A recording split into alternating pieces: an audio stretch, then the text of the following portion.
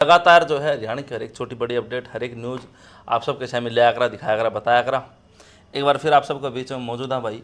और फिलहाल जो है मेरे साथ जो शख्सियत मौजूद है, प्रद्युमन जोशीला जिनका नाम है। और कैस कहाँ की हरियाणा की जो राजनीति है उनके अंदर आप इनने जो है चाणक्य मानस को बहुत ज़बरदस्त पकड़ है। हर एक चीज़ डेट एंड फैक्ट जो है आज आप ही बातचीत करांगे पूरी राजनीति के ऊपर। तो प्रद्युमन जी पहले तो राम राम। राम राम सभी दर्शकों को नमस्कार। राम राम। इस चुनाव में मैंने देखा भिवानी दादरी अगर जिले की बात करें तो या कि पुराना भिवानी जिले की, तो जाट नॉन जाट भी कहीं ना कहीं देखा गया था चुनाव में। लेकिन एक बात दून साहब, आप भी एक जाट समुदाय था, आप आओ हो, तो जाट जो है वो बीजेपी में भी तो हैं, मतलब एमएलए भी हैं, एमपी धर्मवीर सिंह भी जाट हैं, मैडम किरण चौधरी भी जाट है, सुरती चौधरी भी जाट है, दलाल साहब भी जाट हैं।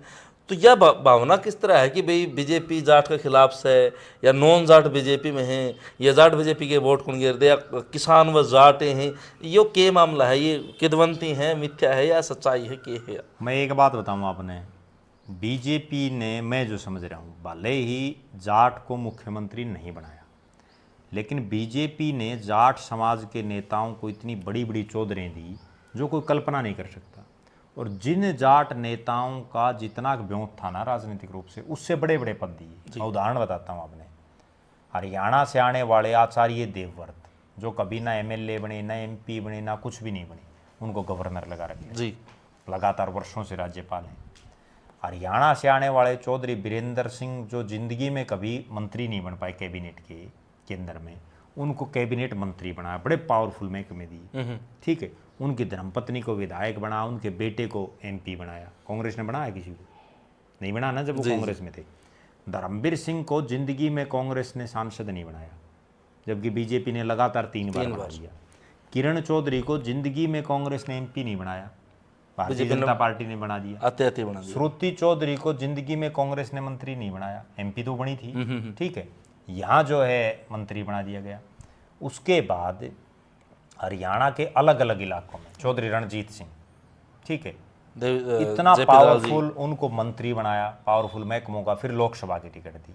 जयप्रकाश दलाल को मंत्री बनाया, मईपाल ढांडा को मंत्री बनाया, कमलेश ढांडा को मंत्री बनाया, कैप्टन अभिमन्यु 10-10, 11-11, 1 दर्जन महकमे उनके पास, इतने पावरफुल। ओम प्रकाश धनखड़ को इतने पावरफुल महकमों का मंत्री और फिर प्रदेश अध्यक्ष बनाया। सुभाष बराड़ा को प्रदेश अध्यक्ष बनाया, राज्यसभा का सांसद बनाया। वे जाट समाज से बीजेपी के जो नेता हैं, उनको देने में तो कोई कसर नहीं छोड़ी बीजेपी ने। लेकिन समस्या बताऊं आप लोग को क्या है, जाट समाज क्यों नहीं बीजेपी के साथ लग रहा, मैं जो समझ पा रहा हूँ।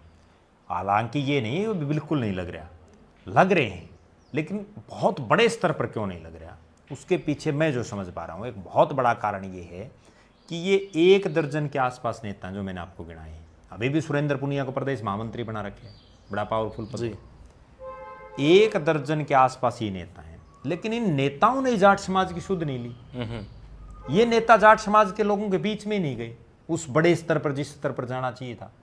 अब आपका गांव है, आपका गांव भी जाट डोमिनेटेड गांव है। आपके गांव में मैंने ये बताओ कि ये जितने जाट नेता हैं और बड़े गांव में हैं, ठीक है, आसपास के गांव प्रभावित होते हैं मिरान गांव से। आसपास के जो गांव हैं वो मिरान से उनकी राजनीति चलती है, क्योंकि मिरान का वो चौक हो गया, वहाँ सारे बैठते हैं। बिल्कुल। मेरे जो याद आ रही है, या तो रणजीत चौटाला आपके गांव में गए हैं जी, ठीक है, धर्मवीर और किरण, चलो भाई उनका इलाका है, उसके अलावा बताओ मैंने कौन सा गया है? ये जितने जाट नेता बने हैं कौन सा आता है? बिल्कुल सारे गांव में। अब हमारा गांव है, जाट डोमिनेटेड गांव है, कौन सा भी नेता नहीं आया, ठीक है ना। जब ये आते ही नहीं तो लोग क्यों इनके साथ लगेंगे?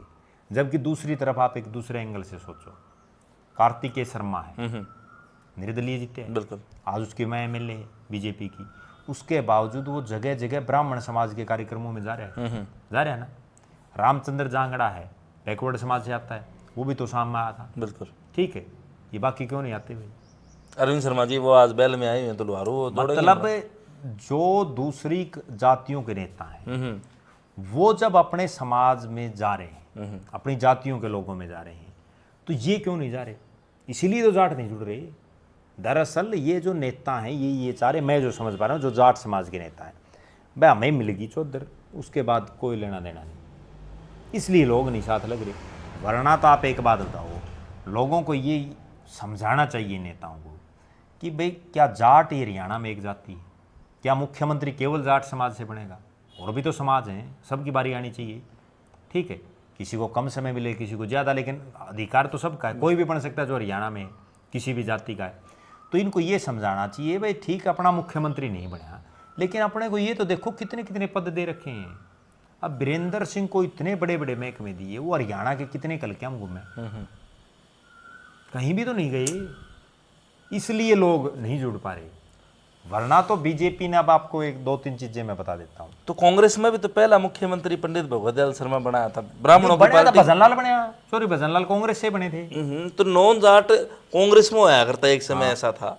आज वो नॉन जाट बीजेपी में सारा का सारा हो गया वो है। भी मैं जो समझ रहा हूँ, वो राजनीति भी आपको बता दूं, बड़ी बारीकी से इन चीज़ों को समझने की ज़रूरत है। हरियाणा में जो राजनीति थी वो किसी समय केवल 3 लालों के बीच में घूमती थी। भगवत दयाल शर्मा ठीक है, संयुक्त पंजाब के एक बड़े नेता थे, उसके बाद हरियाणा में भी वो पहले मुख्यमंत्री रहे, लेकिन उसके बाद उनकी राजनीति बहुत लंबी नहीं चल पाई। राव वीरेंद्र सिंह की राजनीति भी बहुत ठीक है कि वो अहिरवाल तक सीमित रहे, भले ही एक बार मुख्यमंत्री बने, लेकिन अहिरवाल से बाहर वो भी नहीं उतना बड़ा सिस्टम। हालांकि मैं एक बात और याद दिलाता हूँ, उन्होंने विशाल हरियाणा पार्टी बनाई थी। उस विशाल हरियाणा पार्टी के अहिरवाल के अलावा बाहर के दूसरे हल्कों में भी विधायक बने थे। अच्छा। लेकिन उसके बाद राव वीरेंद्र सिंह उनको नहीं संभाल पाया सिस्टम को, इंद्रजीत भी नहीं बाहर निकल पाए। इतने बड़े जो 5 योजनाओं से लगातार मंत्री इंद्रजीत सिंह, 2 योजनाओं में तो मनमोहन सिंह के साथ था, अब 3 योजनाओं से मोदी के साथ है। और बताओ वो कितने गाँव में गया? आपके गाँव में आया है कभी? ना। नहीं आना। ठीक है, तो शाम हल्के में भी यादव बाहुल्य कुछ एक गांव है, लेकिन नहीं आ रहे। ठीक है, कोई अगर 5, 10, 20 साल में भूले बिसरे कभी आ गए तो कोई आना थोड़ी है। तो अब जो मैं बात बता रहा था आपको, राजनीति जातीय सिस्टम से चलनी शुरू होगी। ठीक है, भौगोलिक परिस्थितियों से चलनी शुरू होगी। अब लोग ये नहीं देखते, एक वो समय था चौधरी देवीलाल ने कहाँ सीकर, कहाँ फिरोजपुर और कहाँ रोहतक, तीनों जगह से चुनाव लड़ लिया। एक जगह से हार के, 2 जगह से जीत गई। आज के नेता नहीं हिम्मत कर पा रहे। भूपेंद्र सिंह हुड्डा ने अपने घर से बाहर एक चुनाव लड़ा, अगले चुनाव में नहीं लड़ पाए। हाँ, भूपेंद्र हुड्डा की नैना चौटाला पिछला चुनाव बारडा से लड़की, इस बार क्यों नहीं लड़ा? हिम्मत ही नहीं है। एक बार तो ठीक है, आप जनता को भुका सकते हैं, लोग बहकावे में वोट देते हैं, काम पे कोई वोट नहीं देता। एक बार बका लिए, बार बार कैसे बकाओगे? जैसे दुष्यंत चौटाला को पिछली बार 1 लाख के आसपास वोट मिले उजाला से, और इस बार 8,000 वोट भी नहीं ले पाया। ये है हालात।